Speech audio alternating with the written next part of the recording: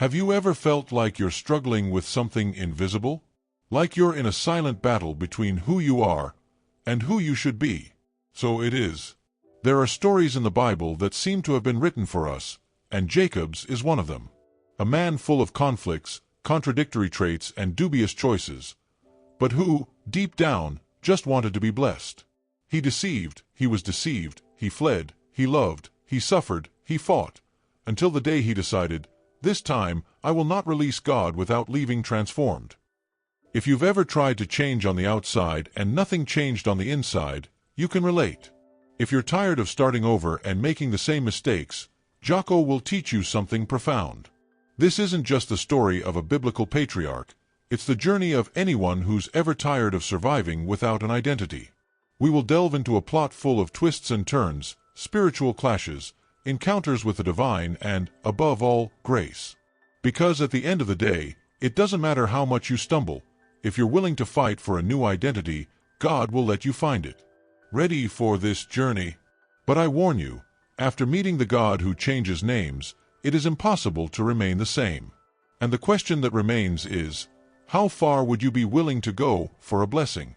Before he even took his first breath, Jacob was already fighting a battle. In his mother's womb, he and Esau pushed each other, as if they sensed that their lives would be marked by dispute.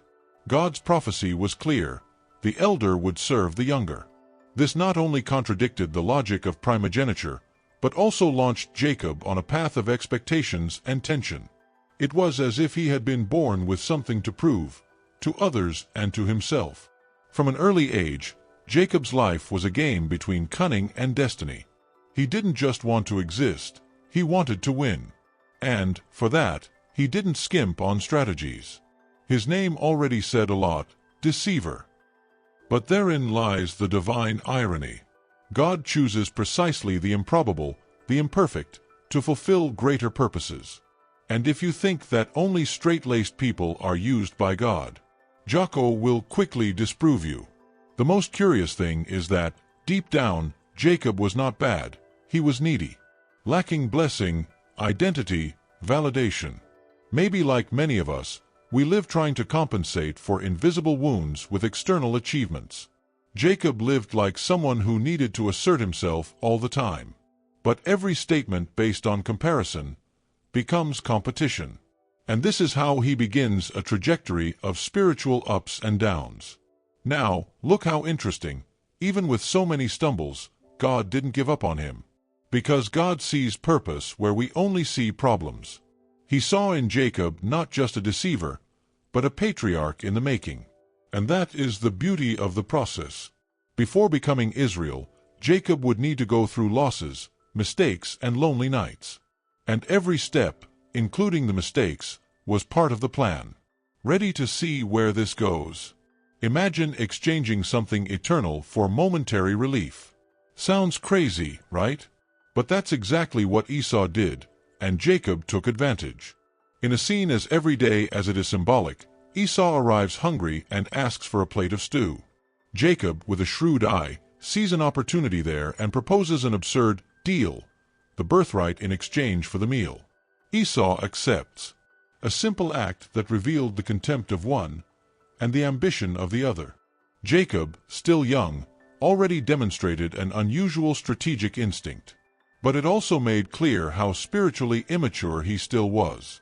He knew the value of the blessing, but he did not understand the weight of the responsibility. And between us, how many times do we also negotiate valuable things for immediate relief? Trade time with God for social media, purpose for approval, faith for convenience. There's a lot more to this stew scene than meets the eye. It shows a contrast between those who live in the now and those who have their eyes on the future, even if for the wrong reasons. Jacob wanted something that wasn't his, but at least he wanted what came from God. And that, despite his crooked manner, was already a sign that something was pulsing inside him. Something that would lead him to transform. Jacob's mistake here was not wanting the blessing.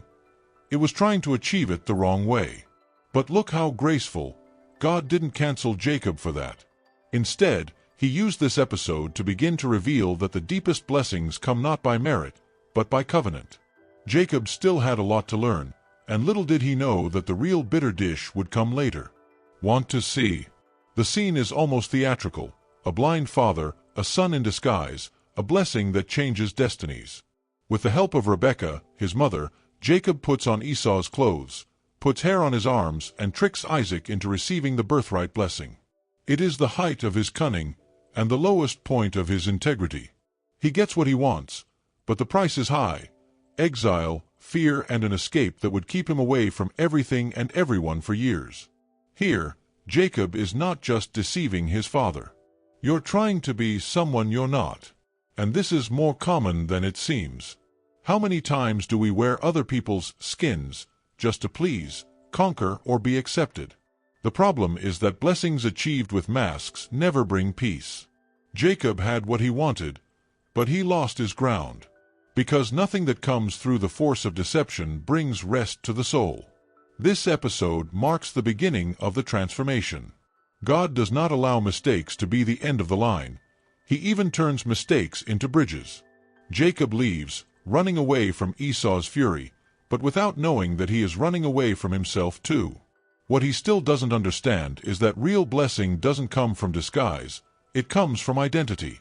And that, he's still going to discover it himself. If there's one thing that Jacob's story teaches us, it's that God doesn't need perfection to start a change. It starts right in the middle of chaos. Sometimes, it is precisely the error that puts us on the path to success. And Jacob's exile, far from home, his brother and comfort, is just the first step for the deceiver to find something he never had: truth. But before that, another mistake comes, this time against him. The game turned. After deceiving, now it is Jacob who tastes his own poison. In Haran, he meets Laban, a master of trickery. Jacob works 7 years for Rachel, the woman he loves, but on his wedding day, he receives Leah. The deceiver is deceived. Life gives back what he sowed, and Jacob learns that the plan doesn't always go as expected, even when the heart is in the right place. This episode is a watershed moment. Jacob, once so smart, finds himself powerless. But instead of running away, he chooses to stay. He works for another 7 years for Rachel. This says a lot about its evolution. He who once wanted quick blessings now understands the value of perseverance. Sometimes God uses frustrations to reveal that true love requires more than desire, it requires commitment.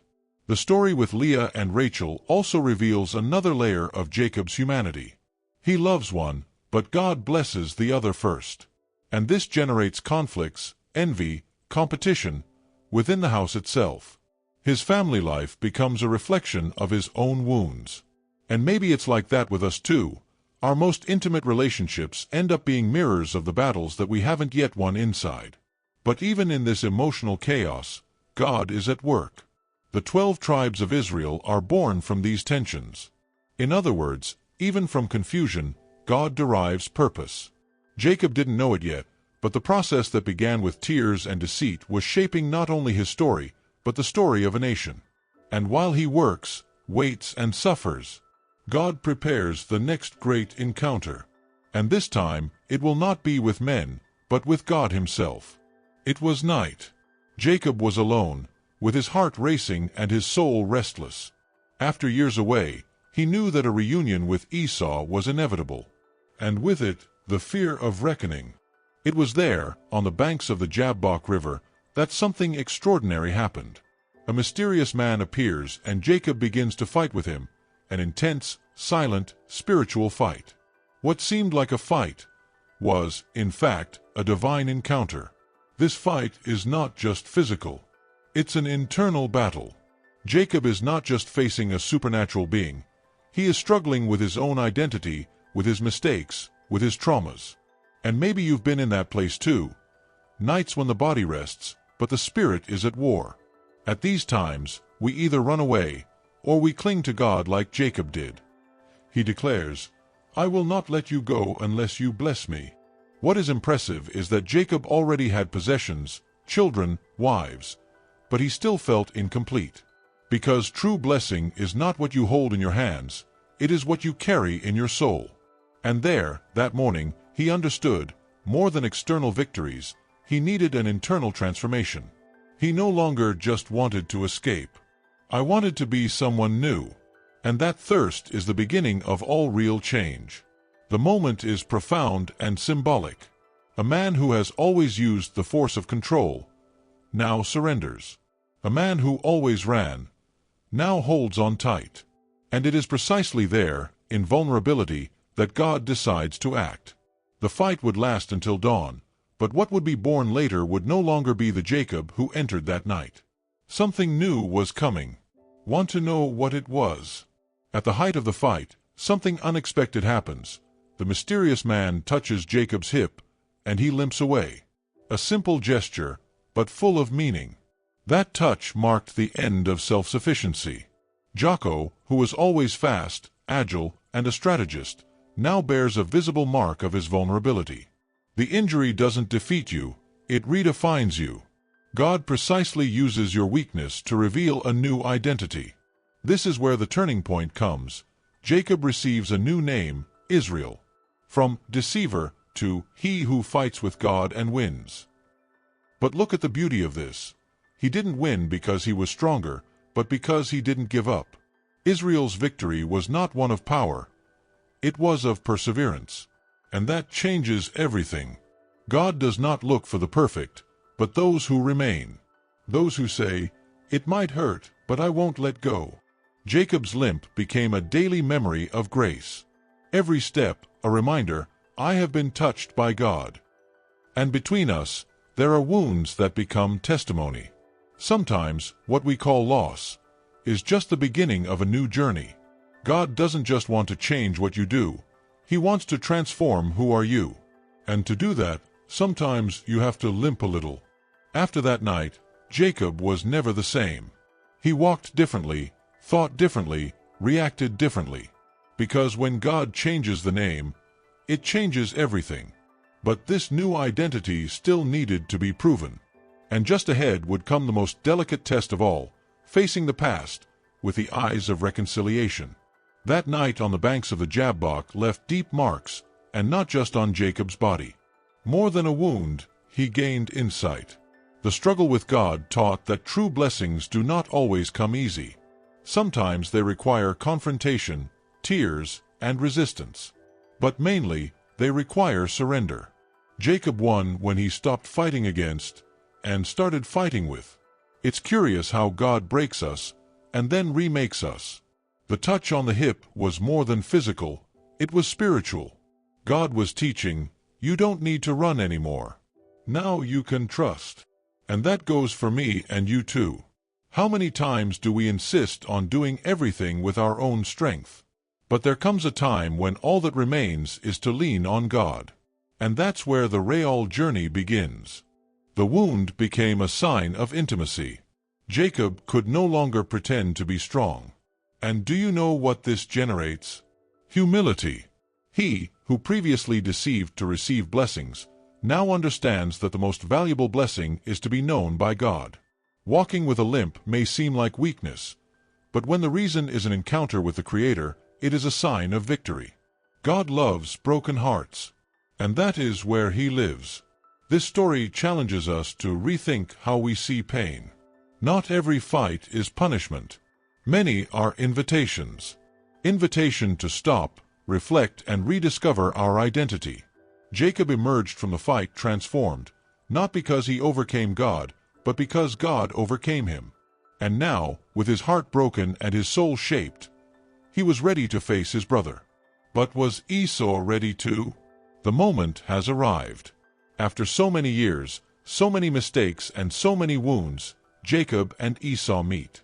Jacob's heart, even after God's touch, was still beating fast. He divides his family into groups, sends gifts, prostrates himself 7 times, all in fear of his brother's revenge. But what he finds is the opposite.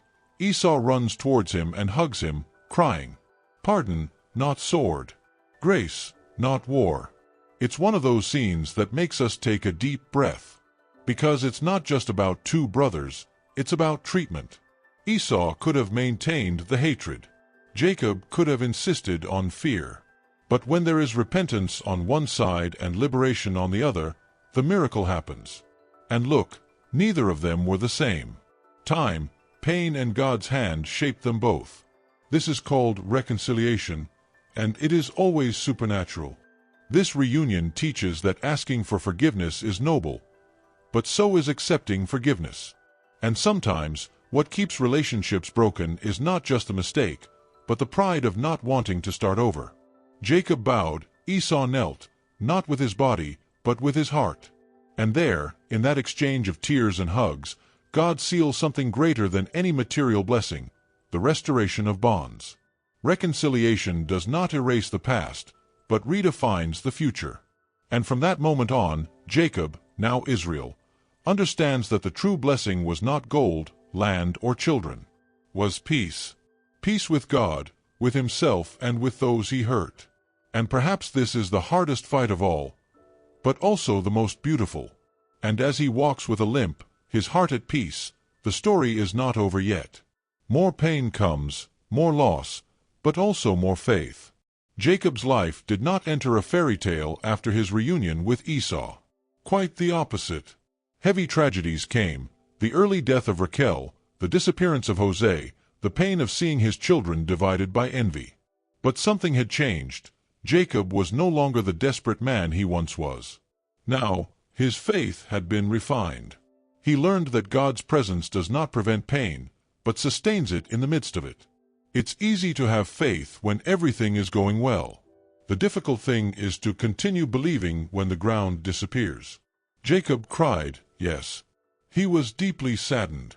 But he didn't abandon his promise.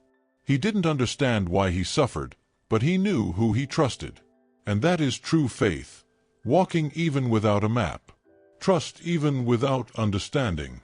Continue even without strength. And the most beautiful thing is that God never left him alone. Even in the losses, there was purpose. Joseph's story, which seemed like the end, was actually the beginning of a greater salvation. Jacob, already old, would see his descendants prosper in Egypt, and would realize that, despite all the trials, God was always weaving something great behind them. Divine faithfulness never failed. It was just hidden in the process. This part of the journey shows that fragility is not weakness. It is fertile soil for faith to grow. Jacob learned to trust not in his plans, but in God's character. He no longer had all the answers, but he had something better, the certainty that, even in tears, God was still God. And this prepared him for the final lesson, understanding that the greatest identity is not in what we achieve, but in who we become. We reach the deepest point of Jacob's journey, the discovery of his true identity. He was no longer just the son of Isaac, the brother of Esau, the husband of Rachel.